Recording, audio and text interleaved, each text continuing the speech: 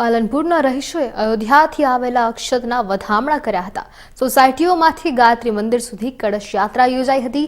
રામ જન્મભૂમિ અયોધ્યા ખાતે નિર્માણ પામેલા રામ મંદિરના પ્રાણ પ્રતિષ્ઠા મહોત્સવ નિમિત્તે સમગ્ર દેશમાં દિવાળી જેવો માહોલ જોવા મળી રહ્યો છે અને ત્યારે પાલનપુર આબુ હાઈવે પર આવેલ ન્યૂ પાલનપુર વિસ્તારમાં આવેલી તિરુપતિ રાજનગર બાલાજી સિટી રાજમહેલ શાશ્વત સાકાર સહિતની સોસાયટીઓના રહીશો વહેલી સવારે કળશ યાત્રા યોજાઈ હતી અને તેમાં જોડાયા હતા। ત્યારે જ્યાં અયોધ્યાથી આવેલા અક્ષતને લઈ આવેલા ત્યાં તેમના વધામણા પણ કરી સોસાયટીમાં લાવી વધામણા કરવામાં આવ્યા હતા। આ પ્રસંગે તમામ સોસાયટીના પ્રમુખો ઉપપ્રમુખ સહિત મોટી સંખ્યામાં બહેનો તેમજ ભાઈઓ જોડાયા હતા।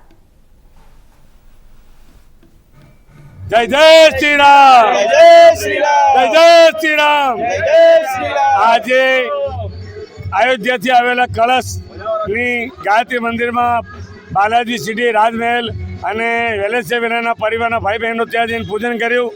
એ કળશ અમે લઈને અમારા સોસાયટીમાં આવ્યા વાસ્તે ગાતે ઢોલ નગારા સાથે અને અમે ગોગમાતા મંદિરે સ્થાપન કર્યું।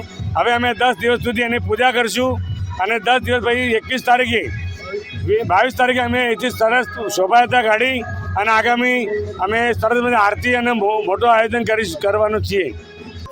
આજે અમે અમારી જે ન્યૂ પાલનપુરની બધી સોસાયટીઓ છે બાલાજી સિટી વેલેન્સિયા સાકાર તિરુપતિ રાજનગર શાશ્વત ગ્રીન શાશ્વત પ્રાઇડ બધી જ સોસાયટીના બહેનો ભાઈઓ નાના ભૂલકાઓ બધા સાથે મળી અને સવારથી જ બહુ જ ઉત્સાહિત હતા।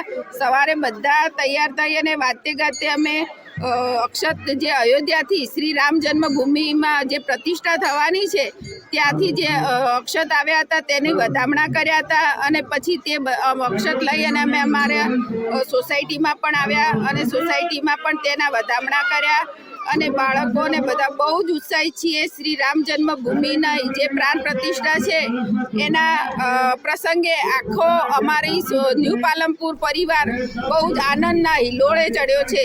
જય શ્રી રામ।